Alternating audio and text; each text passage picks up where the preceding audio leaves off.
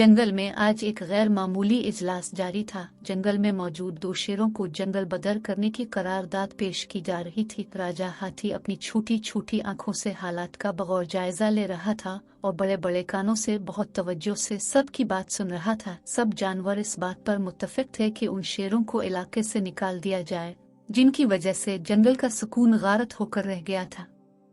जानवर ठीक से खा सकते थे, न आराम से पानी पीने पी सकते थे, पिल भर के लिए गाफिल हुए और शीरान की गर्दन दबोचने को आमौजूद होते हैं। इस तहरीक ने तब जोर पकड़ा जब शेरों का तीसरा साथी भैंसों के साथ एक झड़प में मारा गया। इसी वक्त से शेरों के हौसले बहुत पस्त हो गए थे। लिंगो अब बरह सिंघार जो शेरों के लिए एक आसान शिकार साबित हो सकता था, उसने ये भांप लिया था।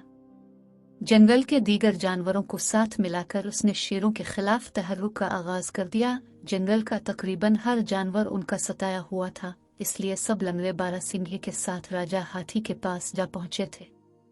सब जानवरों ने शेरों को जंगल से निकालने के हक में वोट दे दिया। सिया नालिफालू जो दिन में सोता था और रात को जागता था, आज खिलाफ मामूल इस इजलास को देखने के लिए दिन में भी जाग रहा था। इस सारी कार्रवाई को देखने के बाद ऊँघते हुए बोला, दोस्तों, बज़ाहिर लग तो ये रहा है कि ऐसा फैसला करके तुमने अक्लमंदी का सबूत दिया है, मगर आने वाले वक्त में इसके भयानक नताइज निकलेंगे। याद रखो, तुम सब की जिंदगी और खुशहाली शेरों के सबब है। राजा हाथी ने बेइख्तियार ऊपर देखा। आवाज तो उसे साफ सुनाई दे रही थी, मगर अलिफालू उसे कहीं दिखाई नहीं दे रहा था। सिया ने, अलुव, तुम भी इस बेतक बात की वजाहत कर सकते हो? राजा हाथी ने हैरत से कहा।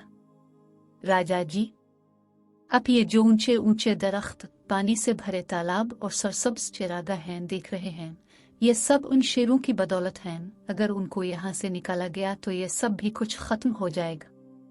सिया ने अलिफालू की ये बात सुनकर सबने इसे यूं देखा जैसे उन्हें अलिफालू की दिमागी हालत पर शक हो। शेर ये सुनकर हैरान भी हुए और खुश भी। कोई उनकी वकालत करने वाला मौजूद था, हालांकि उनको भी इस बात पर यकीन नहीं आया।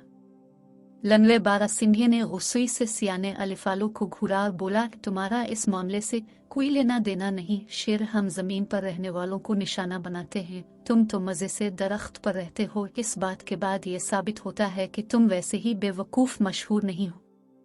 इतनी अहमकाना बात कोई अलिफालू ही कर सकता है। सब जानते हैं शेरों के तो बस 2 ही काम हैं, सारा दिन दरख्तों के साए में पड़े रहना और जब भूख लगे तो मासूम जानवरों को अपना लुकमा बनाना। ये सुनकर अलिफालू ने अपनी गोल गोल आंखें घुमाई और कहा, जनाब, यह कुदरत का निज़ाम है। अल्लाह ने ही शेरों को नोकीले दांत और पंजे दिए हैं, उन्हें बेवजह पैदा नहीं किया गया। निज़ाम में मुदाखलत तबाही का बाइस होगी। और मगर अलिफालू को अपनी बात पूरा करने का मौका ना मिला तो क्या हम उन्हें अपनी गर्दनें पेश करते रहें? दरख्त तले खड़े काले भैंसे ने अपनी भद्दी आवाज में उसकी बात काटी और दरख्त को अपने ताकतवर सींगों से जोरदार टुकर मारी। सियाना अलिफालू जो एक पुतली शाख पर बैठा था, पैर फड़फड़ा कर रह गया। आखिर सब ने मुत्तहिद होकर शेरों को जंगल से निकाल दिया गया। अब हर तरफ अमन था, सलामती थी।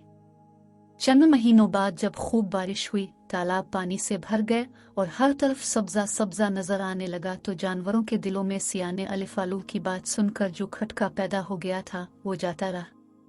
अलिफ बे जानवर मजे से घास चेती इत्मीनान से तालाब के किनारे पानी पीते, घने दरख्तों की छांव में आराम करते। हर एक यही सोच रहा था, उन्हें शेरों को वहां से निकालने का फैसला बहुत पहले कर लेना चाहिए था।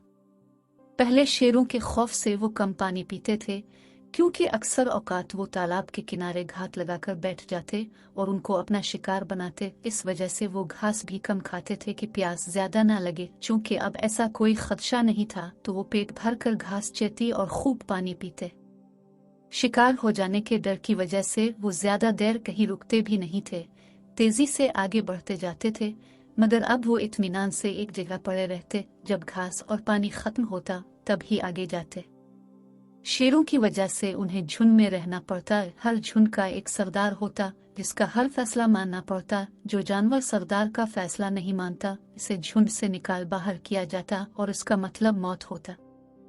अकेले जानवर को शेर लम्हों में शिकार बना लेते। अब चूंकि ऐसा कोई खौफ नहीं था, तो झुंड में रहने की जरूरत बाकी नहीं रही थी, जिसका जिधर जी चाहा मुंह अलिफाटे कर चल दिया।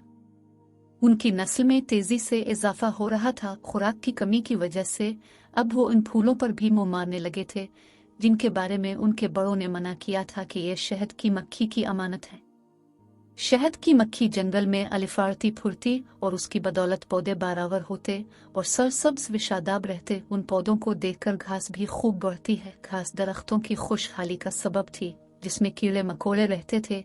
वो जमीन को खोद कर नरम करते और जब मर जाते तो खाद का काम देते और उनके सबब दरख्त फलते फूलते। लेकिन अब खाने के लिए और कुछ नहीं बचा था। जब फूल कम हुए तो शहद की मक्खियां हिजरत करके दूसरे जंगल में चली गईं। इसका असर दीगर पौधों पर पड़ा जो तेजी से खत्म होने लगे। ये देखकर घास आदास हो गई, इसमें पिलाहट और सख्ती आने लगी। कीड़ों को भी हिजरत करना पड़ी और दरख्तों को जब खाद न मिली तो वो सूखने लगे। जानवर इत्मीनान के महज 4 साल ही गुजार सके थे जब अलिफालू की बातें सच साबित होने लगी। जंगल की आबादी बहुत बढ़ गई। तालाबों का सारा पानी खत्म हो गया था। मैदानों में मिट्टी अलिफाड़ने लगी और घास का नाम और निशान मिट गया। दरख्त खत्म हो चुके थे, जिसकी वजह से गर्मी में शिद्दत आ गई थी। आसमान पर बादल नमूदार हुए। उन्होंने जमीन पर झांका और जंगल को सहरा जानकर आगे बढ़ गए। अब जानवर हर वक्त एक दूसरे से लड़ने लगे। जंगल में 3 बड़े तालाब बचे थे। एक पर हाथियों ने कब्जा कर लिया, एक गैंडों के पास था, तीसरे में खोखोर अदरियाई घोड़े रहते थे। जानवर भूख और प्यास से मर रहे थे। भैंसे, जिनमें से हर एक ने अपना अलग गिरोह बना लिया था, सारे जानवर एक मर्तबा फिर इकट्ठे हो रहे थे। एक रात उन्होंने हाथियों पर हमला कर दिया। हाथी, जिनकी तादाद महज 10 थी, बहुत बहादुरी से लड़े, मगर भैंसे फतेयाब की रहे। उन्होंने तालाब पर कब्जा जमा लिया, मगर इसमें 2 दर्जन के करीब भैंसे भी हलाक हुए। इस तालाब का पानी वो एक रात में पी गए। उनका हौसला बहुत बढ़ गया था। अब उनका अगला निशाना कमजोर नजरों वाले गेंडे थे, मगर गेंडों ने समझदारी दिखाई और वहां से नकल मकानी कर गए। इस तालाब की आखिरी बूंद पीने के बाद भैंसों का लश्कर दरियाई घोड़ों की जानिब बढ़ा। अलिफ सीम तालाब की खास बात ये थी, वहां लंबी घास अब भी मौजूद थी। दरियाई घोड़े कहीं गायब हो गए थे। भैंसों की खुशी दीदनी थी। लड़े बना ही उन्होंने दूसरी कामयाबी हासिल कर ली थी।